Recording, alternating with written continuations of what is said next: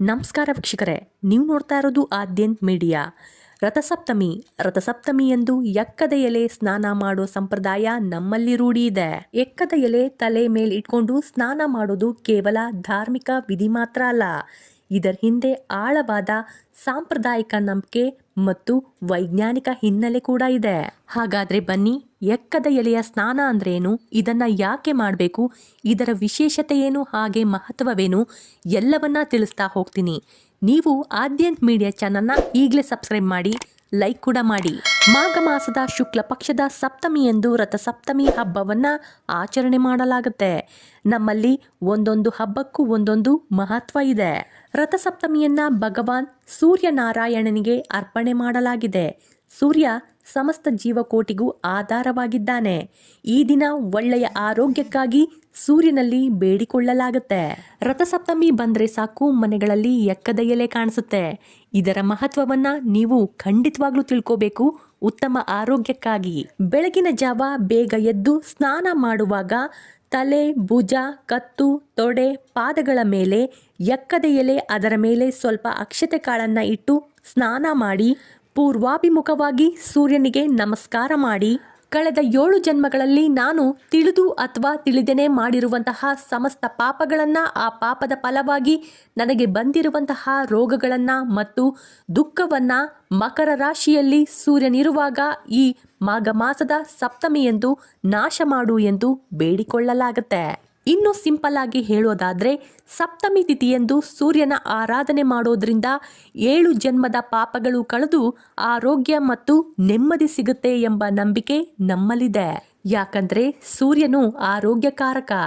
ಆತನಿಗೆ ಪ್ರಿಯವಾದ ಎಕ್ಕದ ಎಲೆ ಮೂಲಕ ಸ್ನಾನ ಮಾಡೋದ್ರಿಂದ ಸೂರ್ಯನ ಅನುಗ್ರಹ ಲಭಿಸಿ ದೀರ್ಘಾಯುಷ್ಯ ಪಡೆಯಬಹುದು ಎಂಬುದು ನಮ್ಮ ನಂಬಿಕೆ. ಈ ಸುಂದರವಾದ ದಿನ ಸೂರ್ಯನ ಪಥ ಬದಲಾಗೋದ್ರಿಂದ ಮಾಘ ಮಾಸದಿಂದ ಮುಂದಕ್ಕೆ ಚಳಿ ಗಣನೀಯವಾಗಿ ಕಡಿಮೆ ಆಗ್ತಾ ಹೋಗುತ್ತೆ. ಇದು ಸೂರ್ಯನ ರಥಕ್ಕೂ ಮಾಘ ಮಾಸದ ಶುಕ್ಲ ಪಕ್ಷಕ್ಕೂ ಸಪ್ತಮಿಗೂ ಸಂಬಂಧ ಹೊಂದಿದೆ. ಸೂರ್ಯ ದೇವನ ಸಾರಥಿಯಾದಂತಹ ಅರುಣ ರಥವನ್ನ ಉತ್ತರ ದಿಕ್ಕಿನತ್ತ ತಿರುಗಿಸ್ತಾ ಹೋಗ್ತಾನೆ. ಅರುಣ ರಥವನ್ನ ಸೂರ್ಯ ಹೇಳಿದಂತೆ ಚಲಿಸ್ತಾ ಹೋಗ್ತಾನೆ. ಆದ್ರೆ ರಥ ಓಡಿಸುವಾಗ್ಲೂ ಕೂಡ ಸೂರ್ಯ ದೇವರಿಗೆ ಅಭಿಮುಖವಾಗಿ ಕುಳಿತುಕೊಳ್ತಾನೆ. ಇನ್ನು ಸೂರ್ಯನ ರಥದಲ್ಲಿ ಒಂದೇ ಚಕ್ರವಿದೆ. ಇಷ್ಟು ದೊಡ್ಡ ರಥವನ್ನ ಒಂದೇ ಚಕ್ರದಲ್ಲಿ ನಡೆಸೋದು ಅಂದ್ರೆ ನಿಜಕ್ಕೂ ಕೂಡ ಪವಾಡನೇ ಸರಿ. ಆದ್ರೆ ಈ ಚಕ್ರಕ್ಕೂ ಅರ್ಥ ಇದೆ. ರಥದಲ್ಲಿರುವಂತಹ ಒಂದು ಚಕ್ರ ಒಂದು ವರ್ಷವನ್ನ ಸೂಚಿಸುತ್ತೆ. ಈ ಒಂದು ಚಕ್ರಕ್ಕೆ 12 ಕಡ್ಡಿಗಳಿವೆ. ಅವು ವರ್ಷದ 12 ತಿಂಗಳುಗಳನ್ನ ಸೂಚಿಸುತ್ತೆ. ಸೂರ್ಯ ದೇವರ ರಥದಲ್ಲಿರುವಂತಹ 7 ಕುದುರೆಗಳು ಜೀವನದ 7 ಪಾಠಗಳನ್ನ ಕಲಿಸುತ್ತೆ. ಧೈರ್ಯ, ತಿಳುವಳಿಕೆ, ತಾಳ್ಮೆ, ಬುದ್ಧಿವಂತಿಕೆ, ಆಧ್ಯಾತ್ಮ, ಪ್ರೀತಿ, ಸಂತೋಷ, ಜ್ಞಾನ, ಪರಿಶುದ್ಧತೆ ಎಲ್ಲವೂ ಇದರಲ್ಲಿದೆ. ಎಕ್ಕದ ಎಲೆ ಸ್ನಾನದ ಮಹತ್ವ. ಇದು ಕೇವಲ ಒಂದು ಗಿಡ ಅಲ್ಲ, ಅದೊಂದು ಅದ್ಭುತ ಔಷಧೀಯ ಸಸ್ಯ. ಎಕ್ಕದ ಎಲೆ ಸೂರ್ಯನ ಕಿರಣಗಳನ್ನ ಹೀರಿಕೊಳ್ಳುವ ವಿಶೇಷ ಸಾಮರ್ಥ್ಯವನ್ನ ಹೊಂದಿದೆ.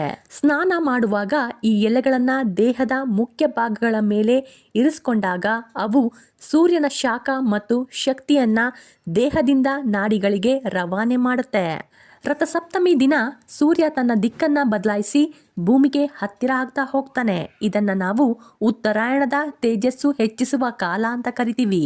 ಈ ಸಮಯದಲ್ಲಿ ಸೂರ್ಯನ ಶಕ್ತಿಯನ್ನ ನಮ್ಮ ದೇಹಕ್ಕೆ ವರ್ಗಾಯಿಸುವಲ್ಲಿ ಎಕ್ಕದ ಎಲೆ ಅತ್ಯುತ್ತಮ ಮಾಧ್ಯಮ ಅಥವಾ ಕಂಡಕ್ಟರ್ ಆಗಿ ಕೆಲಸ ಮಾಡುತ್ತೆ. ಚಳಿಗಾಲದಲ್ಲಿ ದೇಹದಲ್ಲಿ ಕಫ ಮತ್ತು ವಿಷಕಾರಿ ಅಂಶಗಳು ಸಂಗ್ರಹವಾಗುತ್ತೆ. ಎಕ್ಕದ ಎಲೆಯಲ್ಲಿರುವಂತಹ ಔಷಧಿ ಗುಣ ಬಿಸಿ ನೀರಿನೊಂದಿಗೆ ಅಥವಾ ಬಿಸಿಲಿನಲ್ಲಿ ಸ್ನಾನ ಮಾಡುವಾಗ ಎಲೆಯಲ್ಲಿರುವಂತಹ ಸತ್ವಗಳು ಚರ್ಮದ ರಂಧ್ರಗಳ ಮೂಲಕ ದೇಹ ಸೇರಿ ರೋಗ ನಿರೋಧಕ ಶಕ್ತಿಯನ್ನ ಹೆಚ್ಚಿಸುತ್ತೆ. ರಥಸಪ್ತಮಿ ಚಳಿಗಾಲ ಮುಗಿದು ಬೇಸಿಗೆ ಆರಂಭವಾಗುವ ಸಂಧಿಕಾಲ. ಈ ಸಮಯದಲ್ಲಿ ದೇಹದಲ್ಲಿ ಉಂಟಾಗುವಂತಹ ಬದಲಾವಣೆಗಳಿಗೆ ಸಜ್ಜಾಗಲು ಮತ್ತು ರೋಗ ನಿರೋಧಕ ಶಕ್ತಿ ಹೆಚ್ಚಿಸಲು ಈ ಸ್ನಾನವು ನ್ಯಾಚುರಲ್ ಟ್ರೀಟ್ಮೆಂಟ್ ತರ ಕೆಲಸ ಮಾಡುತ್ತೆ. ಮುಂಜಾನೆಯ ಎಳೆ ಬಿಸಿಲಿನಲ್ಲಿ ಸ್ನಾನ ಮಾಡೋದ್ರಿಂದ ದೇಹಕ್ಕೆ ವಿಟಮಿನ್ ಡಿ ಸಿಗುತ್ತೆ. ಇದು ಮೂಳೆಗಳ ಆರೋಗ್ಯಕ್ಕೆ ಅಗತ್ಯವಾಗಿದೆ. ರಥಸಪ್ತಮಿಯಂದು ಮುಂಜಾನೆ ಎದ್ದು ಎಕ್ಕದ ಎಲೆಯಿಂದ ಸ್ನಾನ ಮಾಡೋದ್ರಿಂದ ಆರೋಗ್ಯ ವೃದ್ಧಿಯಾಗುತ್ತೆ ಎಂಬ ನಂಬಿಕೆ ಕೂಡ ಇದೆ. ಪುರಾಣಗಳ ಪ್ರಕಾರ ಮಹಾಭಾರತದ ಭೀಷ್ಮ ಪಿತಾಮಹರು ಕೂಡ ಬಾಣಗಳ ಹಾಸಿಗೆ ಮೇಲೆ ಮಲಗಿದ್ದಾಗ ಸೂರ್ಯನ ಕಿರಣಗಳ ತಾಪದಿಂದ ಅವರಿಗೆ ಅತಿಯಾದ ದಾಹ ಮತ್ತು ಮೈಯುರಿ ಉಂಟಾಗಿತ್ತು. ಆಗ ಅವರು ಎಕ್ಕದ ಎಲೆ ಮೈಮೇಲೆ ಇಟ್ಕೊಂಡಾಗ ತಂಪು ಮತ್ತು ಆರಾಮ ಸಿಕ್ಕಿತಂತೆ. ಹೀಗಾಗಿ ಅವರ ಸ್ಮರಣೆ ಮತ್ತು ಆರೋಗ್ಯ ದೃಷ್ಟಿಯಿಂದ ಈ ಪದ್ಧತಿ ಬಂದಿದೆ. ಈ ಸ್ನಾನದ ಪ್ರಮುಖ ಉದ್ದೇಶ ಸೂರ್ಯನ ಶಕ್ತಿಯನ್ನು ಎಕ್ಕದ ಎಲೆ ಮೂಲಕ ನಮ್ಮ ದೇಹದ 7 ಚಕ್ರಗಳಿಗೆ ತಲುಪಿಸುವುದು. 7 ಎಲೆಗಳು ನಮ್ಮ ದೇಹದ 7 ಪ್ರಮುಖ ಶಕ್ತಿ ಕೇಂದ್ರಗಳನ್ನು ಪ್ರತಿನಿಧಿಸುತ್ತೆ. ತಲೆಯ ಮೇಲಿರುವಂತಹ ಸಹಸ್ರ ಚಕ್ರದ ಮೇಲೆ ಎಕ್ಕದ ಎಲೆಯನ್ನ ಇಟ್ಟು ಸ್ನಾನ ಮಾಡೋದ್ರಿಂದ ಮೆದುಳು ಮತ್ತು ನರಮಂಡಲಕ್ಕೆ ಒಂದು ರೀತಿಯ ಶಕ್ತಿ ದೊರೆಯುತ್ತೆ.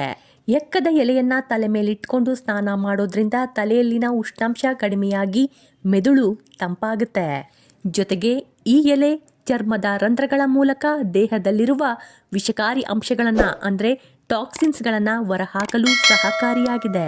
ಸ್ನಾನದ ವಿಧಾನ ಹೇಗಿರುತ್ತೆ ಅಂತ ಕೇಳೋದಾದ್ರೆ, ಸೂರ್ಯೋದಯಕ್ಕಿಂತ ಮುಂಚೆ ಅರುಣೋದಯದ ಕಾಲದಲ್ಲಿ ಸ್ನಾನ ಮಾಡಬೇಕು.